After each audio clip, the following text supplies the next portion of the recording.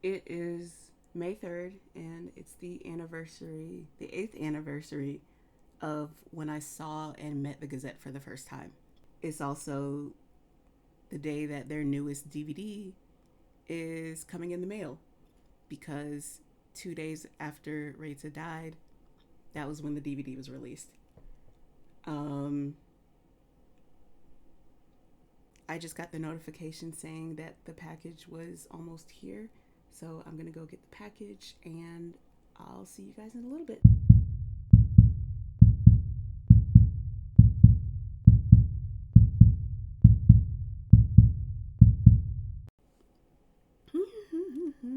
This is going to be fun. I did not expect to make this video. I didn't expect this to be the first video on my channel either, but someone had to go and die. And so I'm opening this channel with talking about actual death. Hi everyone, welcome to my channel. My name is Veridia May, and I'm an author. I'm an author, a voice actor, a fandom commentator, if that's even a thing, and most importantly, I'm a death doula. Veridia May, what's a death doula? I'm glad you asked. Death doulas are basically there to lessen burnout, emotional fatigue, and be a guide to people who are kind of lost in their grief, have anxiety surrounding death, have never dealt with death, and don't know why they're afraid of it, and just everything in that vein. If you want to know more about death doula work, then you can subscribe to my channel because I will be posting more about it. I will be posting more about like what I do. I'll probably post vlogs, informational videos. Also, if you want me to check anything out, send it to me. Tell me about it in the comment section so I can check it out because I do want to post more like reaction videos on this channel too. So yeah, we're going to be talking about the Gazette. Specifically, we're going to talk about Reita. He was the bassist for the Gazette. He was like one of the founding members of the Gazette, and the Gazette is a Japanese visual kei band that I was really into as a teenager and someone in my early 20s. They changed my life in so many drastic ways, good and bad. I got into them December 26th, 2011. 13 years ago. Oh, okay. And I actually didn't realize that I'd known them before I actually got into them. One, because my best friend at the time was really into a lot of like Asian culture, so she was into K-pop and she was into J-rock and visual kei. But I was into K-pop. I've been into K-pop since I was like 9, 10 years old, but like visual kei, I'd never really heard about it. I knew they were guys in makeup. That's about all I knew. But I actually got into the Gazette December 26, 2011. It was because I saw the video for Taiyon. I'd heard it was a tribute song to Junko Furuta, which I don't know if that's necessarily true anymore. Popping in to give an extreme trigger warning to anyone that decides to look up her story because it's brutal, and take care of yourself because wow. I don't know if it was ever said that it was a tribute for her, but that's what I knew at the time. I fell in love with the music video. I fell in love with the dark grittiness and the rawness of the lyrics. Something I discovered over the course of the years, the first few years, was that they weren't afraid to talk about taboo topics. How do I explain this? They weren't afraid to delve into some really dark shit. And as someone that, you know, grew up watching horror movies and craving that dark content, it was a new world that I had no clue existed. So I just dove headfirst into it. I got into the fandom. I made a lot of friends, made a lot of enemies. I had a mixed time in the fandom.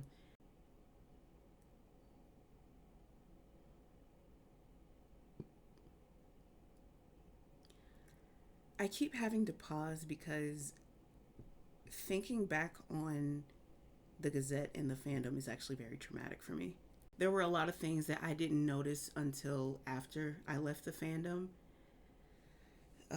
Notably, how racist a lot of people were and how toxic it was. Like I won't deny my role in it.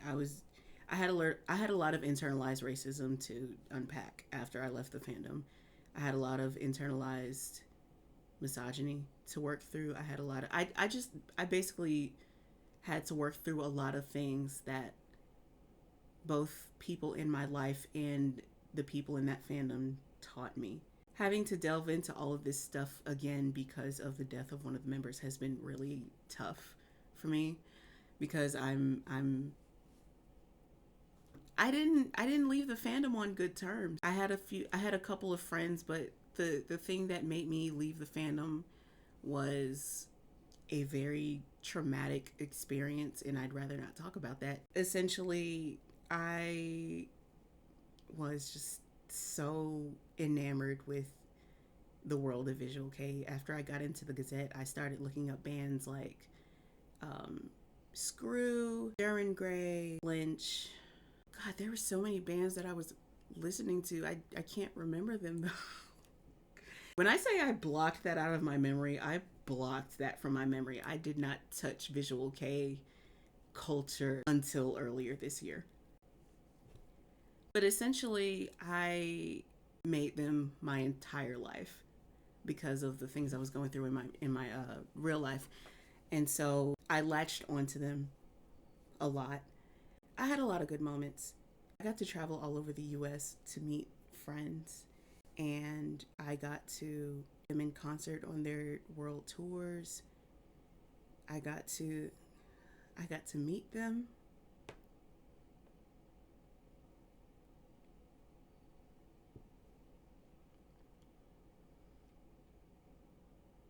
I got to meet them and shake their hand and speak to them. It was a short time, but it was the one and only time I was able to meet Reita.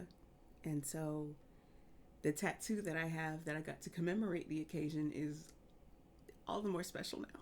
And it's crazy because I was thinking about covering it, because I was like, this space brought so much trauma to me, and I didn't want it in my skin. But after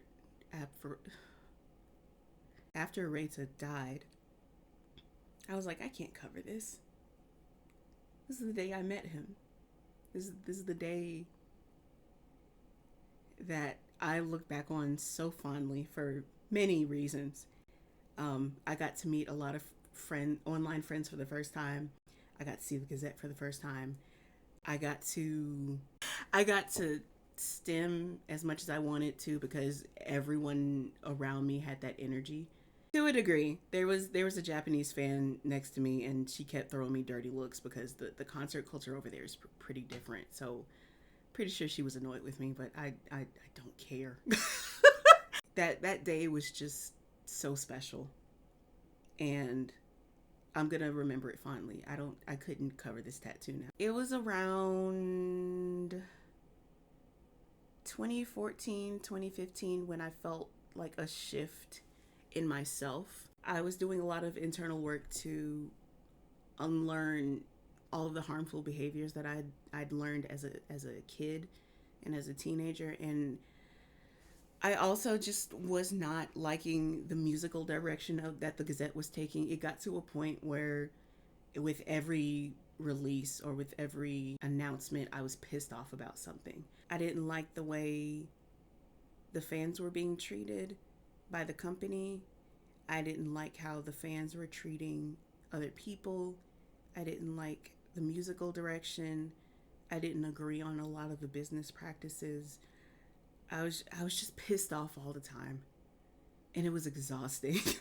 I tried separating myself a little bit from it, but the problem was my other best friend was also very heavily into, like, she was my main connection into the fandom. After I separated myself from like social media fandom, and then once I stopped being friends with her, I just completely cut everything out. There were also a lot of, I don't want to say a lot of scandals, but there was one scandal in particular that kind of threw me off and made me just not want to fuck with the band as much because of what happened and the fans' reaction to it. It was very how do I want to phrase this? There is a certain German flag that was used as a trend, and the lead singer participated in that, and that was a whole situation. So I kind of got a break from the fandom at around 2019, and I've basically been like a casual fan ever since. Lots of healing, lots of spiritual pivoting, and I'm here now because I want to celebrate one of my favorite members.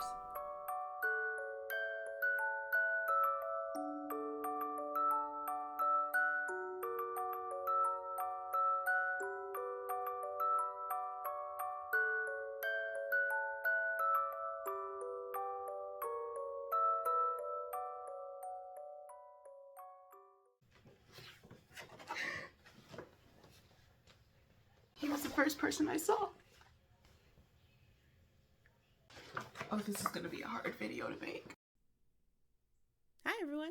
So I decided to go ahead and do a voiceover for this portion of the video because I'm very clumsy and it's easy for me to do stuff like this. I also knew that I would probably keep getting choked up because this is probably one of the last handful of times we'll ever get a new release with Reita still alive and happy and, you know, being with everybody else. Because realistically, at this point, we have maybe a handful of other releases where he's actually going to be alive. So I just let myself go through whatever emotions I needed to and didn't really focus on a Prada. What the fuck? Obviously, I have a big chest area. The fact that like, I needed a funny moment. But yeah, really in this moment, all I wanted to do was just savor every moment I had, just being able to sink into the excitement of unboxing a GazettE DVD because I hadn't for a while, honestly. The last album I bought of the GazettE was Dogma when it first came out. I don't even know if I still have it. There was a point in time where I couldn't look at any of my GazettE stuff. I sold most of everything. I sold all of my Shocks and Rock and Read. Like, all of them. There's something in it.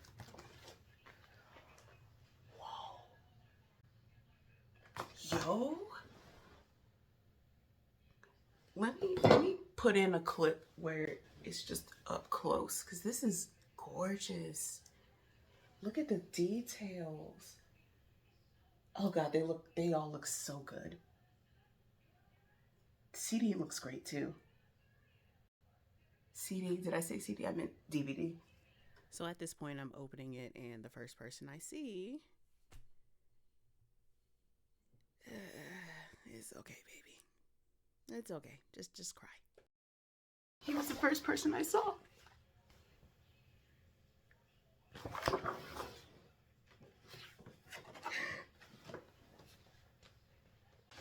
Oh, this is gonna be a hard video to make. I'm only on the first page. I'm on the first page.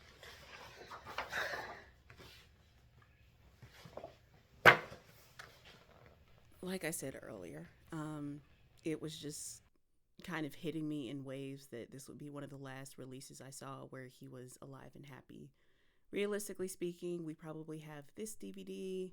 We have maybe a Halloween Live if they decided to record it. I'm not sure if they ever did that, but then we have the Anniversary Live because their anniversary was every March 10th, I believe. So we're probably going to get a DVD out of that. But anyway, I was going through the book and I got to the last page of Always section, and I knew they usually go in an order, so I knew Reita was next. So I was just having a really hard time turning the page until I didn't. It was just waves of grief, but I was sad, but I was just happy too. Hi, honey. Because Reita, just as a person, has always reminded me of an older brother figure that I never got to have. He's so fucking cool. Like,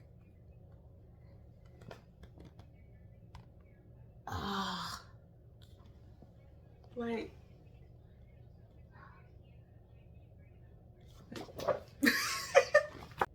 God, these pictures are so good.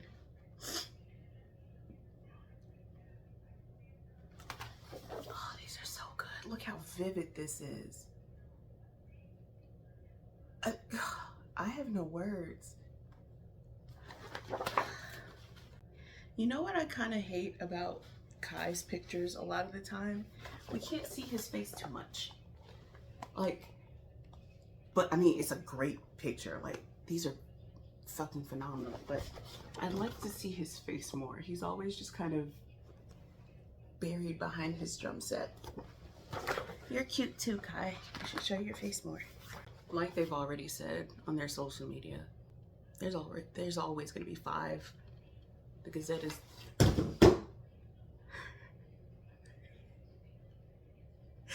Okay. The Gazette is always going to be 5. I don't want to speculate what happened. I have 2 hunches, and I'll keep those hunches. But I'm grateful for the time we did have with him. And I know everyone's devastated because it's like, of all the evil people in the world, of all the awful people, he is still a bright spot in the room, and it's gonna be so hard getting used to him not being there. Accepting that he's dead that's the easy part for me. It's the grief. It's the grief that comes afterwards, and all of the firsts that are gonna happen. By the time I upload this, it'll be his birthday.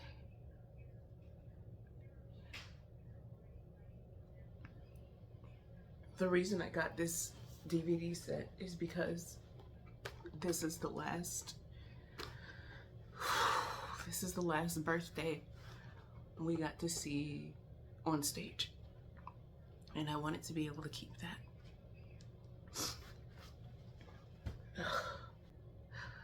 The one thing a couple things I can smile about, but the main thing I can look back on is knowing that throughout his entire career, I've never seen anyone say anything bad about him, ever. Fans, peers, anyone. He was just, a lot of people have been likening him to the moon, you know, taking pictures of the moon and saying, "Hi, Reita." For me, he's always represented the sun. He's bright, he's warm, he's kind, he was just always a positive force. He was funny, and he liked to make everyone around him smile.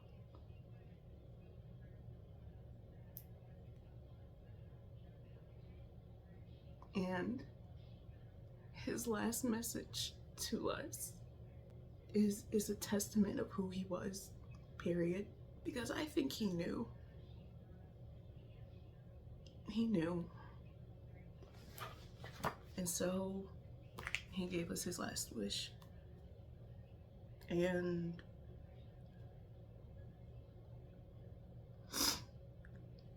the Gazette will continue.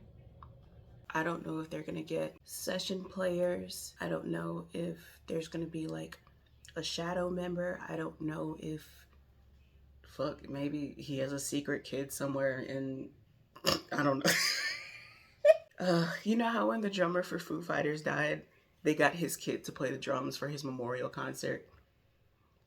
I'm thinking of something like that. It's a joke. I don't know, maybe Ruki is gonna pick up the slack because I know he can play all those instruments. I don't know. None of us know. I don't even think they know. So all we can do is wait. Delving back into all of this stuff because of his death has been eye-opening, traumatic. As weird as the experience has been over the past few weeks, I also understand that who I was when I was still like an active fan and who I am now is completely different. And I've been catching myself being proud of myself for living by his example and just being kind to myself, kind to others, learning all the time and just approaching life with joy. Even like despite everything that's happening around us, I still try to approach life with the same joy and reverence that he did. And that's how all of us can keep his legacy going. Showing up in the world kind and patient and loving and with confidence and with a smile. And you know, people grieve differently. There are people who they'll be able to move forward quicker than most, and there are people who it'll take a little longer to accept and understand and move on. And then there are people who will never get over it, because grief doesn't disappear necessarily. It gets easier to handle, and it's an experience to pull wisdom from.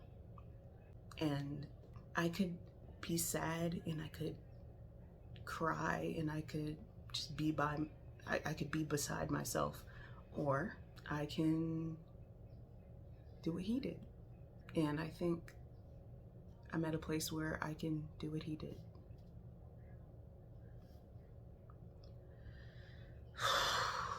I think the last thing I want to say is, Reita, I hope you're at peace. I hope that whatever you were going through, you were sleeping. I hope it was peaceful. I hope death treated you with the same kindness you treated everyone else. Because death isn't bad, it just is. It's just something that happens. So I will do my part in trying to make sure I leave the world a better place than it is when it's my time to go. That's all I have to say right now.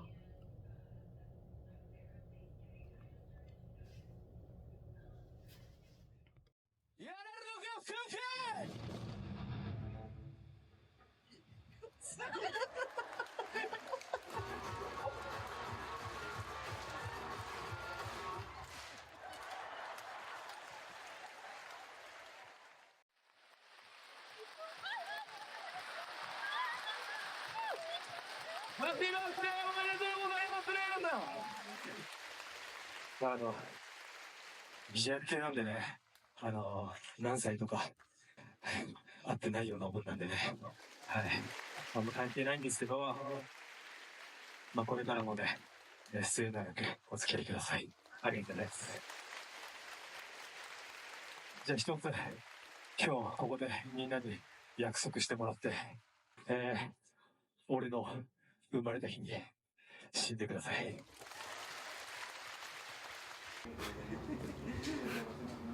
豪華なケーキだねこれ。ありがとうございます。ありがとうございます。すいません。小生のためにありがとうございます。